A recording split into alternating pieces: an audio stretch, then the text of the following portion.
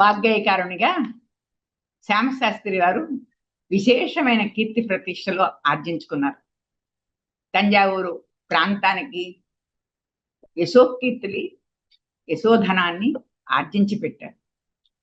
ఈయన తన రాజ్యంలో ఉన్నందుకు తంజావూరు చుట్టుపక్కల ప్రజలందరూ కూడా చాలా సంతోషిస్తూ ఉండేవారు. ఒకసారి దసరా ఉత్సవాలకి మైసూరు మహారాజు మీరు వచ్చి అమ్మవారి దగ్గర మీరు పాడాలి అని చెప్పేసి ఆయనకి ఒక సందేశాన్ని పంపించారట. మరి అమ్మవారి దగ్గర పాడమంటే పాడకుండా ఉండలేరు కదా. అందుకని మైసూరు మహారాజా ఆహ్వానాన్ని మన్నించుకుని ఈయన శ్యామశాస్త్రి గారు అక్కడికి వెళ్ళి అందరూ వస్తే వాళ్ళందరి ముందర కూర్చొని ఒక పాట పాడారు. అలా రకరకాలగా ఆయన కామాక్షిదేవికి ఒక బ్రాండ్ అంబాసిడర్ అనమాట. ఆ రకంగా ఆయన కామాక్షిదేవిని ఏ రోజు కూడా వదిలిపెట్టకుండా అక్కడికి వెళ్ళి పాడారు. ఏ కీర్తన పాడారు అంటే,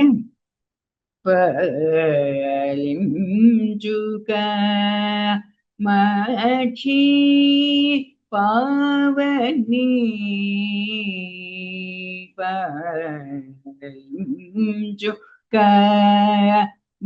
మాక్షి పావని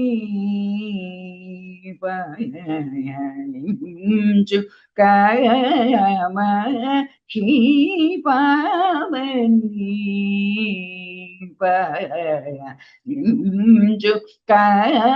కామాక్షి పాపసమని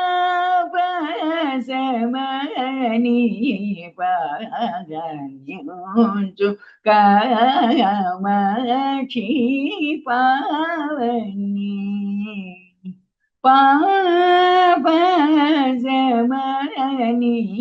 పాగన్యుంచుగా మాక్షి పావని.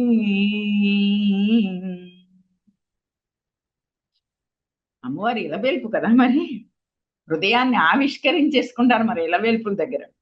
చాలా బహువిధముగా నిన్ను సదా వేడుకొనేడినా ఎందేల ఈలాగు చేసే వేత హరించ వేగమేనం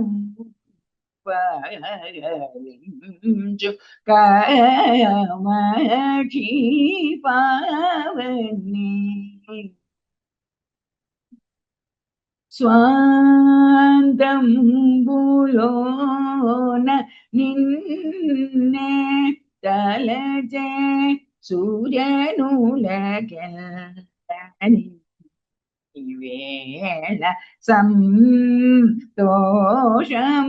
లొసగేవని నీవు మనోరపల దయగియని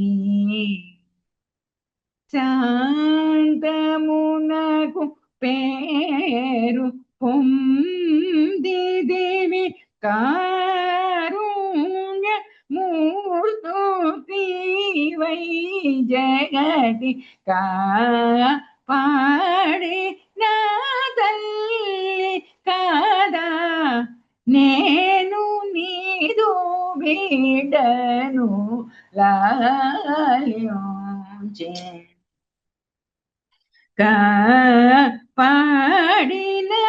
తల్లి కాదా నేను నీదు బిడ్డను లాల్యోంచే పాలించు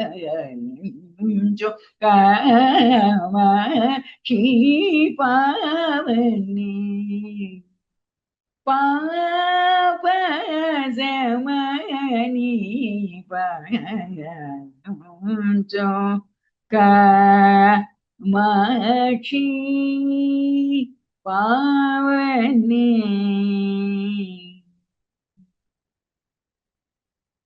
నిన్ను రోజు నేను తలుచుకుంటూ ఉంటాను, స్వాంతంలో నిన్ను తలుచుకుంటూ ఉంటాను. ఎన్నో సంతోషాలు ఇచ్చావు, నువ్వు ధనం ఇచ్చావు, నల్లా సంతోషాలు ఇచ్చావు.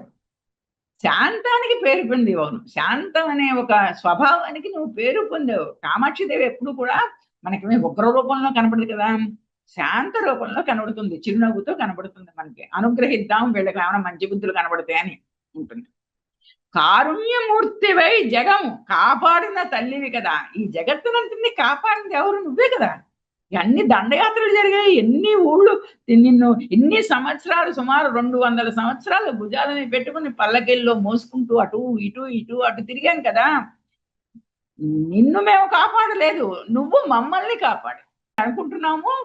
అమ్మవారిని మేము రక్షిస్తున్నాము, మనం రక్షిస్తున్నాము అనుకుంటున్నాం. కాదు, అమ్మవారు తిరిగిన చోట్లన్నిట్లో కూడా జనాల్ని నువ్వు రక్షించావు.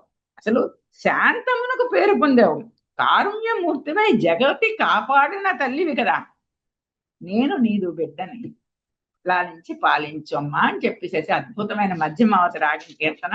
శ్యామశాస్త్రుల వారు అన్నీ కూడా ఒక్కొక్క కీర్తన పాడుతుంటే కళ్ళంబడి మనకి పాడిన వాళ్ళకి ఆ భావానికి కూడా మనకి ఆనందాశ్రువులు జారుతూ ఉంటాయి. ఈ మొత్తం కీర్తనలో కూడా వాళ్ళ ఇలవేల్పు దగ్గర తన హృదయాన్ని ఆవిష్కరించుకోవడం. కారుణ్యమూర్తివి, పోషకురాలివి, మమ్మల్ని అందరినీ పోషిస్తున్నావు, మాకు భోజనం అన్నిటికీ కూడా కారణం నువ్వే, మమ్మల్ని చేరదీసే మాతృమూర్తివి నువ్వే అని చెప్తూ, నేను నీ బిడ్డను కదా, 200 సంవత్సరాల నుంచి సేవిస్తున్నాం మేము, నిన్ను రక్షించడం లేదు, నువ్వే మమ్మల్ని రక్షిస్తున్నావు, నువ్వు ఎక్కడికి వెళ్తే అక్కడ మమ్మల్ని రక్షిస్తూ వచ్చావు అని ఒక విశాలమైన ఆలోచనతోటి మధ్యమావతి రాగంలో మన శ్యామశాస్త్రి గారు ఈ కీర్తనని గానం చేశారు.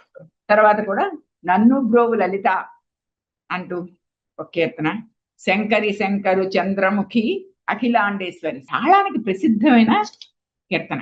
ఇక్కడ ఒక విషయం మనం ఆలోచించాలి. ఇందాక మనం చెప్పుకున్నాం కదా తాళం గురించి, ప్రత్యేకమైన తాళం 79 అక్షరాలు ఉందని చెప్పేసి. ఇప్పుడు ఈయన ప్రతి ఒక కీర్తన కూడా ఒకసారి ఆది తాళంలో పాడొచ్చు, ఒకసారి రూపక తాళంలో పాడొచ్చు. అలాగా ఆయన ఒక కొన్ని కీర్తనలకు అలాగే ఏర్పాటు చేశారు. ఇలాగ 2 తాళాలు చెప్పడం అనేది సాధారణంగా ఎక్కడ జరగలేదు, ఈయన మాత్రం చేశారు. అంటే స్థాపిత అంటే ఆయన ఇచ్చిన తాళం. ఆయన ఏమిటి, శంకర శంకరు చంద్రముఖి కీర్తనకి ఆయన పెట్టిన రాగం సావేరి, ఆయన స్థాపించిన స్థాపిత రాగం ఏంటి, రూపక రాగం. కానీ ఇది ఆది తాళంలో కూడా మీరు పాడుకోవచ్చు. అంటే అక్షరాలన్నీ కూడా ఆది తాళంలో పాడడానికి, మన రూపక తాళంలో పాడడానికి కూడా ఇది సరిపోతుంది అని చెప్పేసి, ఇవన్నీ కూడా చౌకకాల కీర్తనలు ఒక విద్వత్తుకి, అంటే ఒక చెస్ ఆడతాను చూసిన పావుల మీద పావులు వేసి అలాగే ఒక ఆట అన్నా ఒకటే. అది నన్ను బ్రోవు లలితలో మదాంధులై ఉన్న దురాత్మ జనములను దాతలని పొగిడి, పొగరబోతుగాళ్ళు డబ్బులు ఏదో విసురుతున్నారంతే, వాళ్ళు నేను దానం ఇస్తున్నాను బా అని చెప్పి విసిరేస్తారు చూసావా, అహంకారం. వాళ్ళందరినీ కూడా పొగిడి సదా నీ చుట్టూ తిరిగితే అని చెప్పేసి అంటాడు. అంటే ఈయన చెయ్యలేదు ఆ పని, ఈయన ఆ పని చేయలే, కానీ ఆ పని చేస్తున్న వాళ్ళందరినీ కూడా చూపించాడు అన్నమాట ఈ కీర్తనలో. మదాంధులై ఉన్న దురాత్మ జనములను దాతలన్నీ పొగిడి సదా నేనిట్లా చుట్టి తిరిగితే అని, వాళ్ళ చుట్టూ తిరిగి వాళ్ళు ఏదో కాస్త విసిరేస్తే తెచ్చుకుని అబ్బో వాడు ఇంతటి దాత అంత దాత అని చెప్పేసి వాడిని పొగడానికే సరిపోయింది మా జీవితం అని చెప్పేసి నన్ను బ్రోవు లలిత అనే కీర్తనలు, లలిత రాగం ఇది. ఆ లలితను కూడా ఆయన చూపిస్తాడు. అంటే ఇప్పుడు చూపించాడు కదా నన్ను బ్రోవు లలిత అని చెప్పేసి. మా కీర్తనలో అధికంగా అమ్మవారి అనేక విశేషమైన నామాల్ని చెప్తారు. ఉమా, మీనాక్షమ్మ, శంకరి, మహారాజ్ని అని చెప్పేసి చెప్తూ కొంచెం జ్ఞానం ఇవ్వండి. రక్షించడం అంటే ఏంటి, ఎప్పుడూ పడిపోవడం లేకపోతే ఎవరో దండయాత్రలు చేయడం కాదు కదా రక్షణ అంటే. మాకు అలాంటి బుద్ధులు రాకుండా, అలాంటి ప్రమాదంలోకి పడకుండా, ఇప్పుడు అక్కడ డబ్బులు ఉంటాయి అది తీసుకుని వెళ్ళిపోవచ్చు అని చెప్పేసి మనకు బుద్ధిలోకి వస్తూ ఉంటుంది. కానీ అలాంటి ప్రమాదం, అలాంటి దొంగతనం చేయడం కానీ, ఒక అహంకారంతో ప్రవర్తించడం కానీ, ఇలాంటి ప్రమాదాల్లో మమ్మల్ని పడకుండా రక్షించే బాధ్యత నీదే సుమా అని చెప్పేసి చాలా వినయంగా శ్యామశాస్త్రి గారు కీర్తనలు రాశారు. అనేక కీర్తనలు ఆయన మనం చేయొచ్చు. కానీ ఒకటేంటంటే ఆయన 300 కీర్తనలు రాస్తే మనకు దొరికినవి మాత్రం 40 కీర్తనలే. ఆ 40 కీర్తనలే ఎంత అద్భుతంగా ఉంటే మనం కోల్పోయింది ఎంతో అని ఆలోచిస్తే కొంచెం బాధ అనేది ఇస్తుంది.